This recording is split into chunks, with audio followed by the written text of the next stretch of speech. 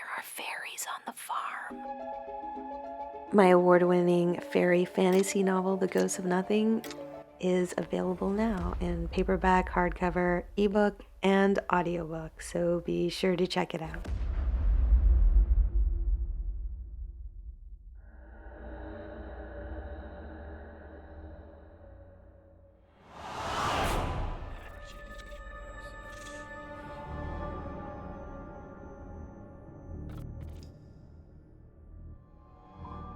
I'm not sure what to make of this experience. If anyone has any insight, I'd like to know. I was in middle school. I lived somewhat close to the school. It was about a 10-minute walk. I enjoy walking. The trees in the neighborhood were tall and beautiful, and I adored the stray cats living around. I tended to save food for them to offer on my way to or from school. Usually, these walks were a pleasant break from my troubled life. Quiet and peaceful. Sometimes I would even sing or talk to the wind or trees. But that day, the treetops were noisy. All I heard was the continuous cawing of crows. I could hear so many of them that I paused to look up into the trees for them, but I didn't see anything there, not a single bird.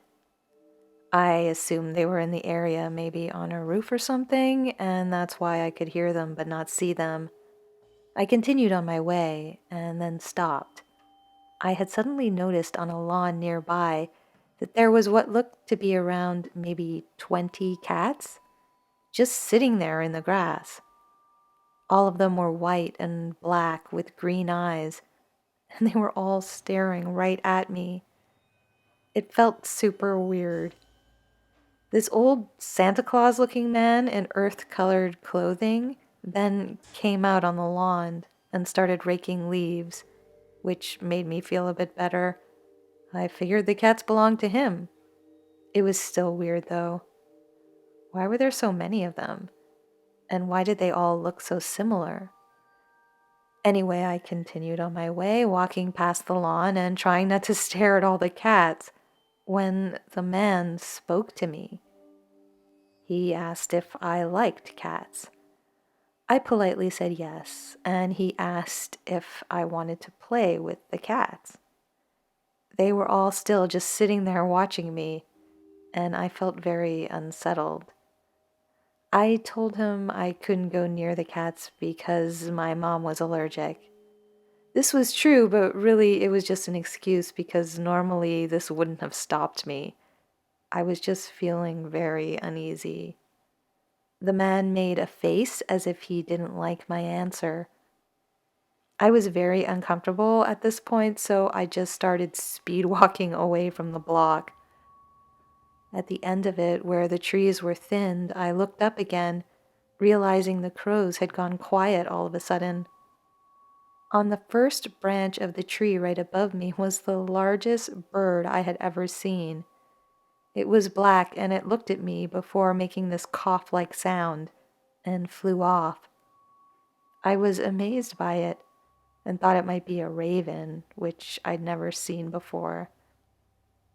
Weirdly, my mom found me soon after. She told me she had a bad feeling and felt the need to come find me and walk me home, which was very unusual for her because, as I said, I walked home by myself all the time. So I made it home safe. But I'm not sure what happened to that man or those cats, because though I walked that same route many times after, I never saw him or his cats ever again. And I never heard those birds again from that day on.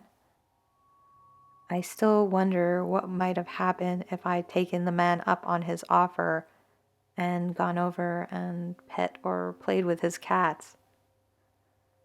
I don't like to think about it because the whole situation was so strange.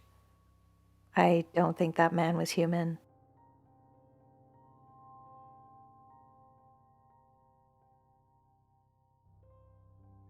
This didn't happen to me, but to a friend of mine and her mom a couple of years ago. It was during the summer solstice. They'd driven out to the countryside near Stonehenge to watch the sunset.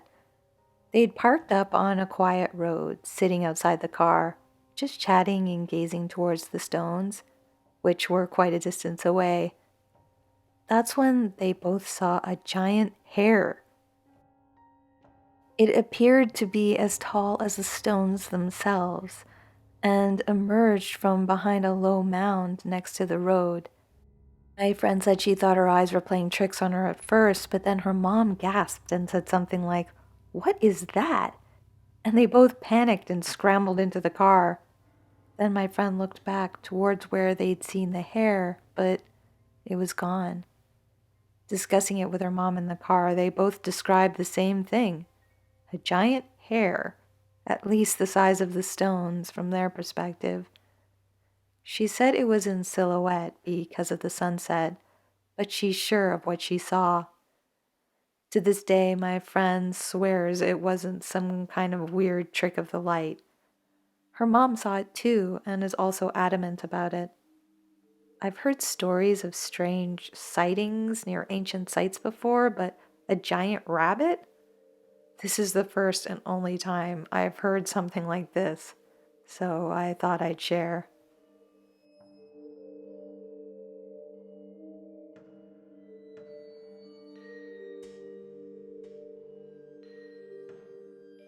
It was about mid-October.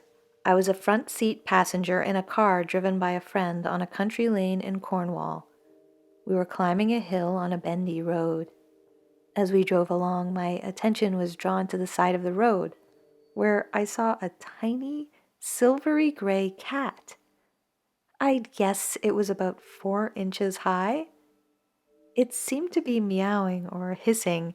Its mouth was open. No sooner had I seen it than the car turned and I lost sight of it. Looking back, I could not see it again.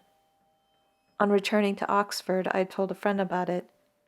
He told me that he was once in an antique shop in Oxford when a lady brought in a taxidermy stuffed, real dog that was about the same size.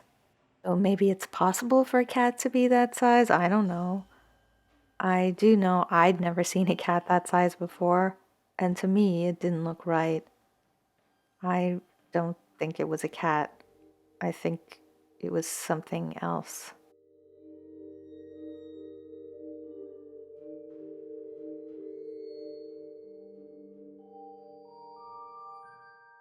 A couple of years ago, I was out for a late night walk with a friend of mine. She lives in Circle Pines, just outside the Twin Cities in Minnesota. We were wandering through a neighborhood park, just chatting and enjoying the quiet, when I happened to glance over at the back of the Maynard's building. There was a big outdoor light on the side of the building, and I noticed something flying through the beam of light. Now, recently a friend had given me a pair of binoculars with night vision. I had them in my purse, and I thought, perfect opportunity to use them. I pulled them out, but for some reason I couldn't get the thing to work. I fiddled with them for a bit, getting frustrated, and then gave up. Later, I found out I had left the lens cap on. Classic. But it didn't matter. I didn't need them after all.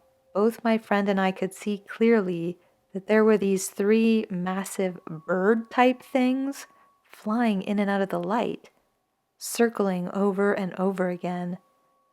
After watching them for a bit, my friend said she thought they were bats, and that made sense, except that their eyes appeared to be glowing, like really glowing, bright fluorescent green, like someone had stuck tiny neon lights in their skulls. They were so bright, I definitely didn't need the binoculars to see them. One of them, the biggest one, had eyes that were almost blinding compared to the others. They just kept circling, never breaking their pattern, never seeming to notice us at all. Now, I've seen plenty of bats before I know what normal bats look like, and I've never known bats to have glowing fluorescent green eyes. To this day, I have no idea what we saw. But I'm just grateful that whatever they weren't interested in us. If anyone's got an explanation, I'd love to hear it.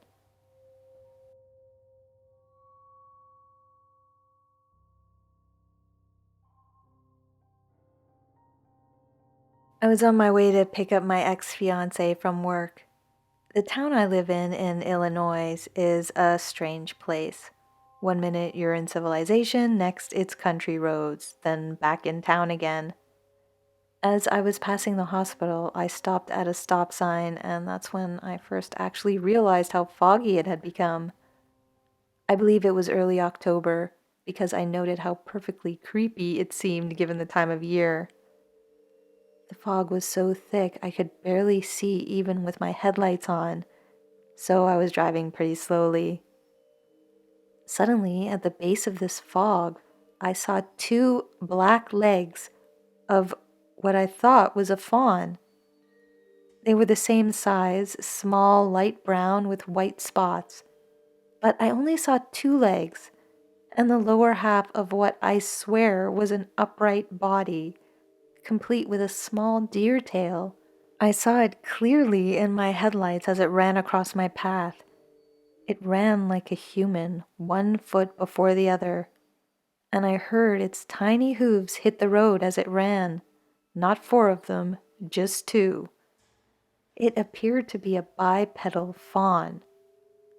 I think I actually sat there in shock for a few minutes because I lost time somehow and was really late picking up my ex. He was not impressed by my story, but I know what I saw. Before this moment in my life, I had a very different idea of fairies in mind. I thought things like what I saw were just artistic depictions. My point here being, I had no preconceived notion that I might ever encounter such a creature. I wish I'd seen its upper body, but I think the fog was there to hide this being. It felt intentional. I don't know what a fairy is. I'm currently trying to figure that out. But for now, my guess is that fairy is an umbrella term for a lot of different beings around the world that seem to be not entirely here. I believe some of the old ideas that fairy is in the same realm as the dead might be true. I think they are non corporeal entities that have a very close connection to our planet and protect it, which is why I think most do not like humans. But honestly, I think much of it is a mystery. There are many theories, but really no known way to prove any of them. Still, it's interesting to learn the theories. Who knows? Maybe one of them's true.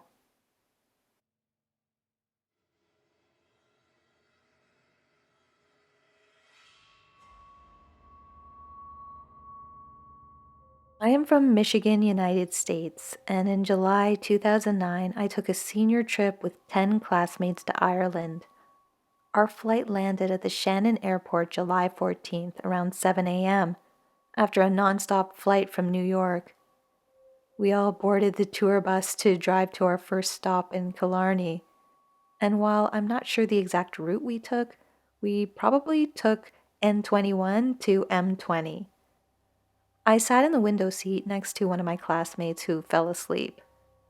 I was not tired because I slept enough on the plane and I was too excited to sleep. I was looking out the window and taking in the new sights and scenery. We made it out of the more urban areas and into more countryside with some patches of woods. This is where I saw, in what I would describe as an embankment or drainage ditch, two small men, about 2 feet tall, standing facing each other, with greenish brown worn clothes on. One was digging and another was holding a burlap type sack. The one on the right looked at me, but I don't know if he actually saw me. I can only describe his face as wizened, almost like it was shrunken, but not elderly. I only glimpsed them for a moment since we were moving pretty fast, but it felt like time had slowed down for that moment. I never told anyone else on the trip, but no one else on the tour bus mentioned seeing them. I truly believe I saw fairies that day, and I felt changed by the experience. I don't know if it's related, but immediately after this experience, I noticed animals liked me more. We arrived at a farm about 30 to 40 minutes after my experience, and animals, sheep, horses, goats, all of them, flocked to me. My friends told me I was magic. Prior to visiting Ireland, animals never paid me much attention, even though I love them. Over 10 years later, I still have good luck with animals, even those that don't care for people. I think the beings I saw were fairies because they both had a particular look that is often ascribed to fairies. As for what fairies are, I don't know, but I do know that I love them. The more capricious, the better. Honestly surprised I ever got the chance to see any of them in real life, and I don't expect I ever will again.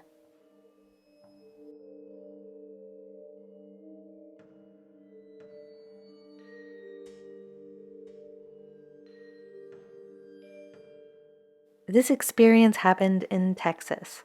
I was walking out at night. It was really dark, but I knew the area well. I was passing a little stretch of trees, only about 2 houses wide, on my way to a meadow, which was dimly lit by streetlights. As I moved, I started getting this weird feeling. Not just nervous, but deep gut level wrong. I glanced toward a small clearing in the tree line, a sort of dip in the bush about 6 yards away, and I saw something standing just at the edge of the shadow. It was small, maybe a foot and a half tall, bone white in the dim light. Its limbs were thin, but its torso was short, almost stumpy. The head stayed in the darkness, so I never got a good look at its face. But the way it stood, on hind legs with shoulders hunched up in an aggressive stance, fully tense. The second I saw it, I felt sick. Not scared in a normal way. This was a deep, instinctive dread, like when you know a wild animal is about to attack. And I swear, if I had taken a step closer, it would have. I turned and got the hell out of there. Thinking back on the incident, it didn't make a sound the whole time. No growl, no hiss, just the faint rustling of leaves. It was just an unsettling experience. It frightens me a bit that I immediately felt sick and threatened when I saw it, despite its small size. It was such a feeling as one would have around an intelligent predator or would-be assailant. I have no idea what it was, but my first thought was fairy. I think fairies are intelligent animals like us, some more intelligent than others, but they're reclusive races of animals. I would like to learn more about such things in North America. I'm into biology and nature, and I'd love to understand them more from a scientific point of view.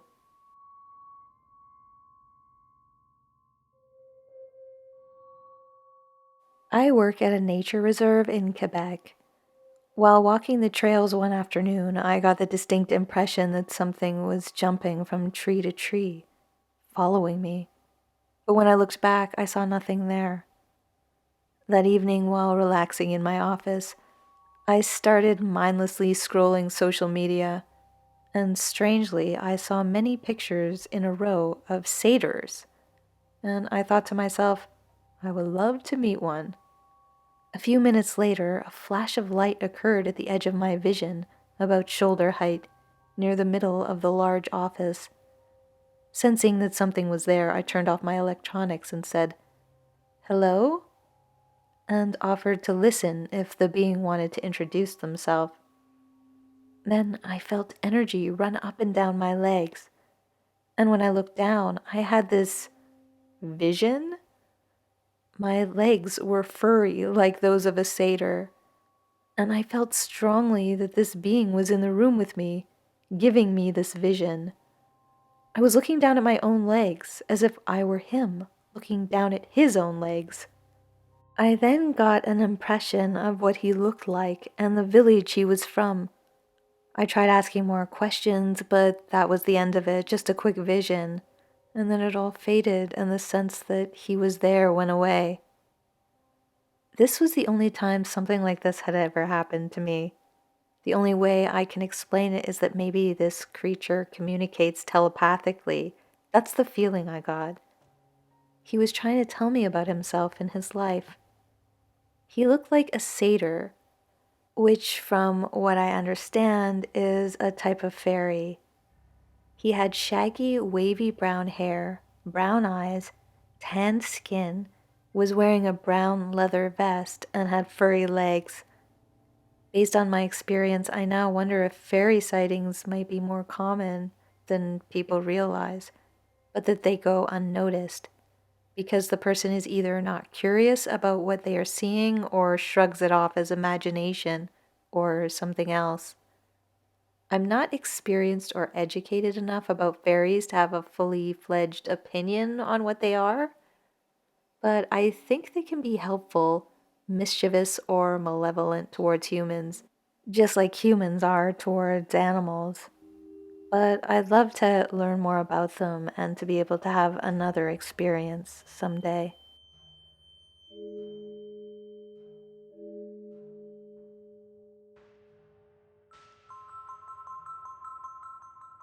Thanks for watching, and a big thank you to everyone who submitted their stories for this one. I really love the topic of fairy animals because fairy lore is full of shapeshifters and tricksters, and I like the idea that some animals might not be animals at all. It's both creepy and magical at the same time because animals are such a normal part of our lives. The question is, are they animals or something else? Let me know your thoughts down in the comments. If you enjoy this kind of fairy lore, be sure to check out my fairy fantasy novel, The Ghosts of Nothing. It's a spooky supernatural tale about a girl from a haunted town that turns out to have more of a fairy problem than a ghost problem. The book has won some awards and it's been getting great reviews, so if you like the stories I share here and the atmosphere of this channel, I really think you'll enjoy this book. Links are in the description and in the comments. For a chance to win a free copy of the audio version of my book, subscribe to one of my newsletters, either my fairy newsletter, Fairy Lights, or my writing newsletter, The Shaken Tree. Every month, I'm randomly selecting a subscriber for this free giveaway. It's completely free to join. You just have to enter your email. You'll find the sign up link on my website and in the description below. And congratulations to those who have won the draw so far. Got a story of your own? I'd love to hear it. You can submit your fairy experiences through the form on my website. The link to my mailing list is also there, along with other ways to stay connected. A huge thank you to my supporters on Patreon, as well as everyone who has joined the channel, made a one-time donation through PayPal or Ko-fi, or subscribed to my newsletter in the paid version. Your support makes this work possible, and I appreciate you all so, so much. If you'd like to help support the channel, you'll find all the options for support in the description below. The stories in this video came courtesy of subscribers and the Fairy Census, so thank you to everyone who submitted.